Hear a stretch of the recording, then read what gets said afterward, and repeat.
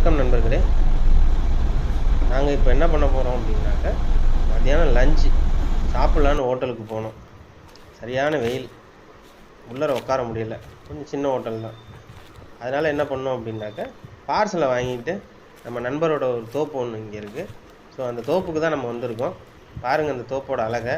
உள்ளே நுழையும் போதே வாழைத்தோப்பு. உள்ளே பார்த்தீங்கன்னா அங்கே பாருங்கள் மயிலை பாருங்கள். மயில் எப்படி தோகை விரித்து ஆடுகிறது என்று நீங்களும் பாருங்கள். இப்போ நம்ம தோப்பில் நம்மளோட போர் செட்டுக்கு வந்தாச்சு. நாங்கள் வாங்கிட்டு வந்த பார்சல் சாப்பாடு என்னன்னு பார்த்தீங்கன்னா, பிரியாணி, சிக்கன் 65. இதெல்லாம் வந்து பார்த்திங்கன்னா ஒரு ஆளுக்கு சாப்பிட்றதுக்காக வாங்கினது. ஸோ ஒரு பார்சலை மட்டும் இப்போ பிரித்து உங்களுக்காக ஓப்பன் பண்ணி காமிக்கிறோம். இது வந்து காடை, இது வந்து ஒரு மீன். ஓகேவா? நம்ம வந்து இங்கே நண்பரோட ஃபேமிலி நாங்கள் எல்லாம் வந்திருக்கோம். ஸோ பாருங்கள், இந்த மாதிரி ஒரு இயற்கையான சூழலில் உட்காந்து சாப்பிட்ணுங்கிறது ரொம்ப நாள் ஆசை. அந்த வாய்ப்பு எங்களுக்கு இன்றைக்கி கிடச்சிச்சு. ஸோ அந்த வாய்ப்பை தவற விடக்கூடாது அப்படிங்கிறதுக்காக உடனே நாங்கள் பார்சல் எடுத்துகிட்டு நேராக தோப்புக்கு வந்தாச்சு. ஸோ இதை நீங்கள் பார்க்கும்போது உங்களுக்கும் வாய் ஊறும்.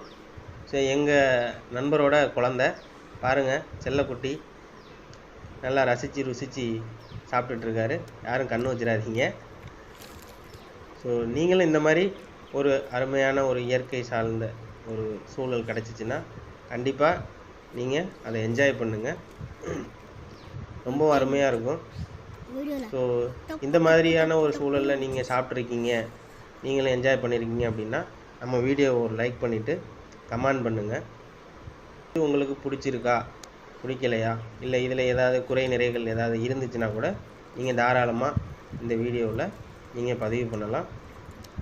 இந்த வீடியோவை முழுசாக பார்த்து எங்களுக்கு ஆதரவு அளித்த அனைத்து நல் உள்ளங்களுக்கும் எங்கள் மனமார்ந்த நன்றியை தெரிவித்துக் கொள்கின்றோம்.